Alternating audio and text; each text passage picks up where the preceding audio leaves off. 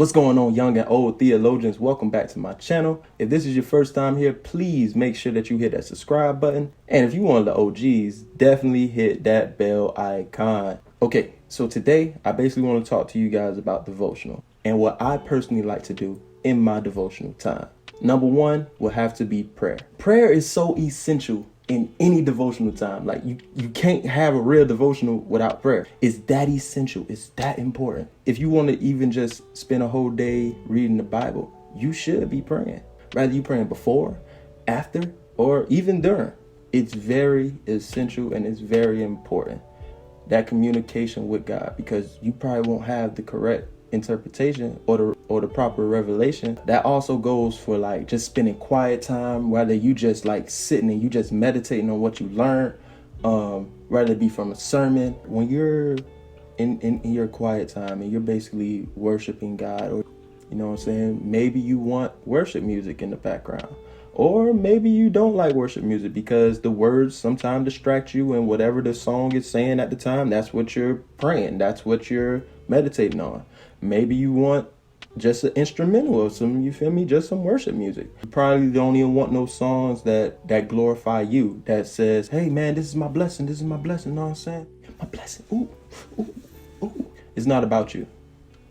It's about him. God is a holy God who is worthy for all honor and praise. Even if it's fasting, prayer is still very essential and very important, because you gotta have that connection with God. When you're praying to God, I want you to keep in mind, this is very crucial, very important. He is not your genie. Okay? Yes, you can pray for your blessing. That is perfectly fine. But it's like I still want you to have that intimate reverence for him. Give him reverence. God is holy and he is deserving of all honor and praise. You were created to bring glory to him. Just having that intimate relationship with God is crucial, y'all. Like for real. It don't matter if you praying for 30 minutes, an hour, 2 hours, 3 hours, you feel me? But wait, I don't want you to get discouraged. You know what I'm saying? Because you say, well, hey man, I can't even pray for 10 minutes. That's fine. Okay? I don't want you to just be praying like thinking I have to pray for this hour, so now I'm gonna just start reaching for things. I gotta start reaching for things. Oh man, God, thank you for the grass. And you feel me? You just like you reaching. Although it's perfectly fine to be thankful for those things, you feel me? But I'm just saying, like, you pray while being led by the Spirit. When this is happening, God is bringing other things back to your remembrance. You know what I'm saying? Like, let's say it's something going crazy with your homeboy and you be like, all right, bro, I'm gonna pray for you. But you forgot to pray for that boy. Or even, you feel me, like on a serious tip, like let's say you got a family member and they dealing with some type of sickness, and you say, oh yeah, I'm definitely keeping you in my prayers, but you forget to pray for them. The Holy Spirit will lead you back to that individual where you can actually pray for them. And also, I want you to try to open up more. Like, you feel me? Like, legit be transparent with God. Although he knows all of these things that you are constantly dealing with, all the things that you are constantly battling against, still be transparent with him. Oh man, God, you know, man, this is hard. Like, you know what I'm saying? Like, I deal with anger. Like, this girl, Felicia, I had opened the door for her and she ain't even say thank you. Yeah. Even if it's petty. Even if it's something just so petty, give it to God. Everything. Give it all to him. Straight up. Don't cut no corners. Don't leave nothing out. Just give it to him. And you say, God, I'm dealing with pride so heavy. Like, I can't even take applause anymore because like I feel the pride inside of me enjoying it too much. And it's like I'm not even giving the glory to you. I'm just taking all the glory in for myself. Like, that was me. I ain't gonna lie to you. But yeah, just being transparent with him, and you feel me, just treating it like a real intimate relationship, like a son and a father. If you're a girl, a daughter and the father. Okay, so we just talked about prayer. Now let's actually get into some things that I like to do for my actual devotional time. I love to go over the Gospels. You know what I'm saying? Like, if you know me, you know that I was reading Matthew all the way through.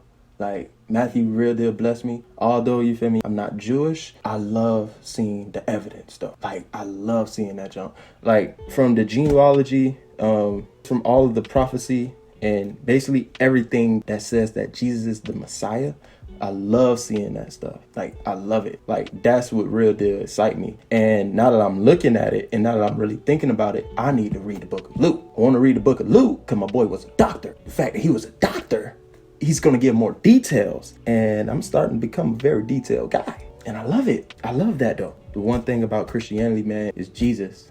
And this is where you can find him in Matthew, Mark, Luke, and John. Like, that's exactly where you can find him. And it's dope. It's really dope. It's really dope, man. I would say this. After you finish reading the Gospels, Matthew, Mark, Luke, and John, man, I tell you, Romans is where it's at. Romans is where it's at, baby. That's where it's at. That's what it is right now. Like, Romans be killing me. I be crying sometimes. All right, I cried one time. That's another story for another time. It was crazy. I was like, dang, Paul, why you did that? But yeah, that's what I like to do. I recommend that you should try to do the same. Try to pick something in the gospel. Learn who your savior is. You feel me? And the next thing that I like to do for devotion, if you look at your calendar, you'll see that today is May 1st, right? Okay, boom. Beautiful thing about May. It's a beautiful month, you know what I'm saying? And it has 31 days exactly. Perfection. Perfect. All right. And another thing, my beautiful sister that lives in Georgia, her birthday is in May. So this is a birthday shout out to her. I love you, sis. Happy birthday. Now, we just said May has 31 days. Now, with that being said, if you look at one of the books of wisdom, one of my favorite books is Proverbs. You know what I'm saying? I like James too. Like, James is probably like my favorite book. James 4:4 changed my life. It changed my life, bro. But yeah, like if you go to Proverbs, right, you'll notice that Proverbs actually has 31 chapters. So what am I trying to get at here? If you start your devotional today, you can start your devotional with legit a proverb a day. And you can study it, you can break it down, and then you can always take something from it. This way, it's basically giving you a system. Like, okay, today is the 17th. I'm gonna go ahead and I'm gonna read chapter 17. Maybe you need structure in your devotional. I don't know. I'm just giving out keys. All right. And another thing that you could do, you could actually get Jesus in Red. It's by Ray Comfort, one of the finest ministers, theologians that I know. Well, I don't know him personally, but love that man. Love that man. His videos are awesome. It's at Living Waters. Go check it out. But yeah, so basically, Jesus in Red, it basically takes all the words in Jesus and it divides it all up into a year time, right? So you could basically read this devotional every day, 365 days of the words of Jesus. That's what you could do for your devotional. All right. Just don't let that be your bread, though. Implement other things into it. So yeah, we basically covered prayer, devotional, worship. Another thing that I recommend that people do, that I actually do all the time, talk to your friends. Talk to your friends about the Bible. Like, talk to them about what you learned. Talk to them about what you was experiencing when you was reading the Bible or when you was praying. Like, talk to them. Because basically what it is, you're telling them and they're telling you what they learned. So it's like y'all basically growing because, bro, this is a big book, okay? You know what I'm saying? Like, it's all types of stuff in here. Like, you got prophecy, you got history, you got the fruits of the spirit, you got the armor of God. You know what I'm saying? You got apologetics. You know what I'm saying? Like, all these things are dope. Well, theologians, that's the end of this video. I really hope you guys enjoyed it. So listen, comment down below what you do for your devotional time, because I would love to hear about it. And like always, if you have any prayer requests, praise reports, comment them down below. My church and I would love to celebrate and pray with you. The celebration, it could be big, it could be small. I don't care how small it is. Oh, I just passed my test, guys. Woo! Oh, I had acne. Acne went away. Woo! I just want to celebrate with you, man. And please subscribe to my channel so that you can be notified the next time that I drop a video. I love you. God bless you. I'm out.